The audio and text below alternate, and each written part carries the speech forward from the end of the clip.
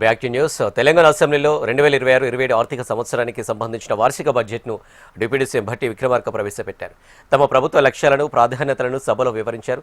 ప్రజలే పరమావధి, సభలో బడ్జెట్ ప్రవేశపెట్టే గొప్ప అవకాశం కల్పించిన ప్రజలకు భట్టి విక్రమార్క ధన్యవాదాలు తెలిపారు. Speaker sir, I beg to present the annual financial statement budget for 2026-27.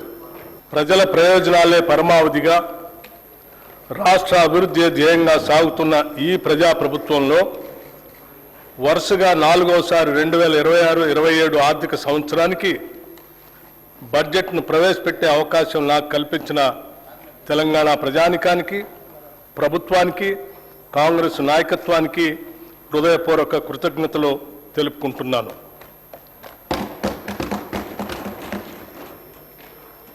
ప్రతి పౌరుడికి సామాజిక, ఆర్థిక, రాజకీయ న్యాయం అందించడమే పరిపాలన లక్ష్యం.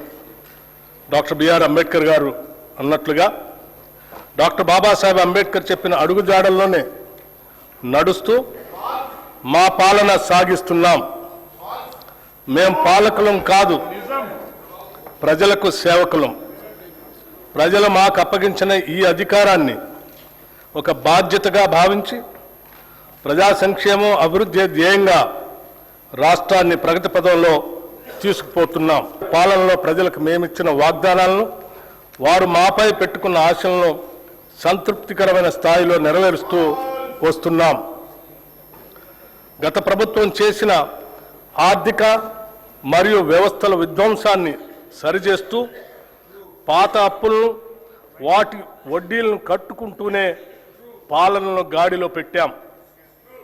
ఆర్థిక క్రమశిక్షణను పాటిస్తూనే ప్రజలకిచ్చిన వాగ్దానాలను నెరవేర్చడానికి శక్తి వంచన లేకుండా కృషి చేస్తున్నాం. అభివృద్ధిలో తెలంగాణ రాష్ట్రాన్ని దేశంలోనే నెంబర్ 1 స్థానంలో నిలబెట్టాలన్నదే మా లక్ష్యం.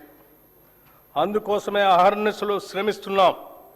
ఈ 2 ఏళ్లలోనే రాష్ట్రానికి రికార్డు స్థాయిలో పెట్టుబడులు తీసుకురాగలిగాం. ధీరోదాత్తుడు ఎన్నడూ తనకు ఎదురైన అవరోధాలకు బెదరుడు. అవరోధాలనే అవకాశాలుగా మలుచుకొని ముందుకు సాగుతాడు. మేమెంచుకున్న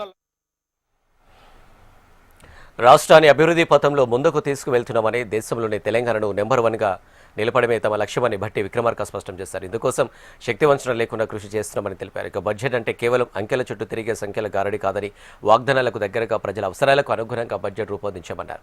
గొప్పల కోసం ఎప్పుడు అబద్ధాలు చెప్పబోమని, తమ ప్రభుత్వంలో సంక్షేమానికి, మహిళాభివృద్ధికి తొలి ప్రాధాన్యత ఉంటుందని వెల్లడించారు. ఆదర్శవంతమైన పాలనలో రాష్ట్రాన్ని దేశానికే తలమానికంగా నిలబెడుతున్నాం.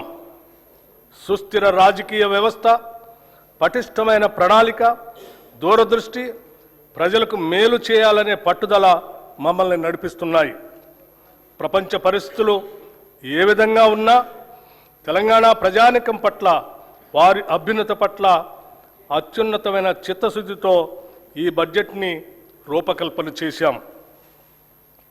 అధ్యక్ష, బడ్జెట్ అంటే సంఖ్యల చుట్టూ తిరిగే అంకెలు కాదు, ప్రజల చుట్టూ తిరిగే సంఖ్యలు. బడ్జెట్ ప్రజల జీవన స్థితిగతుల మార్పుకు దోహదపడే లెక్కలు. తెలంగాణ ప్రజల ఆశలు, ఆశయాలను నిజం చేసే సంకల్ప పత్రమే ఈ బడ్జెట్. రాష్ట్ర సమగ్రాభివృద్ధికి అద్దం పట్టేలా దీన్ని రూపొందించాం. రాజ్యాంగ విలువలకు కట్టుబడి పారదర్శకతతో పాలన సాగిస్తున్నాం. గొప్పల కోసం మేము అబద్ధాలు చెప్పం. ఈ ప్రభుత్వం